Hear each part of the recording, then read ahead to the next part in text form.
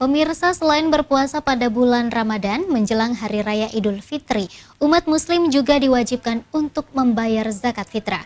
Berikut tata cara membayar zakat fitrah. Selain menunaikan ibadah puasa di bulan Ramadan, seluruh umat Muslim diwajibkan membayar zakat fitrah sebelum Hari Raya Idul Fitri, baik laki-laki maupun perempuan, baik anak-anak maupun orang dewasa.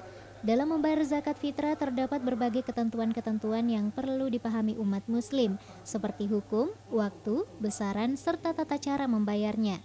Ketua Badan Amil Zakat Nasional atau Basnas Kota Makassar menjelaskan bahwa satu orang wajib membayar zakat sebanyak 2,5 kg beras atau sekitar 4 liter dengan jenis beras yang biasa dimakan sehari-hari. Bismillahirrahmanirrahim. Assalamualaikum warahmatullahi wabarakatuh. Pemirsa di mana saja berada, setiap bulan Ramadan ada kewajiban umat Islam untuk membayar zakat fitrah. Zakat fitrah itu adalah zakat makanan pokok yang kita makan sepanjang tahun.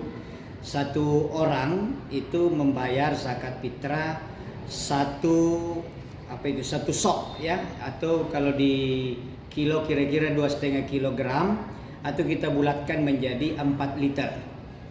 Jenis berasnya tergantung jenis beras yang dominan kita makan setiap tahun, sepanjang tahun. Jadi kalau kita makannya beras kepala, jangan beras dolok zakat fitrahnya. Begitu kalau diuangkan, dia harus seharga harga beras yang kita makan.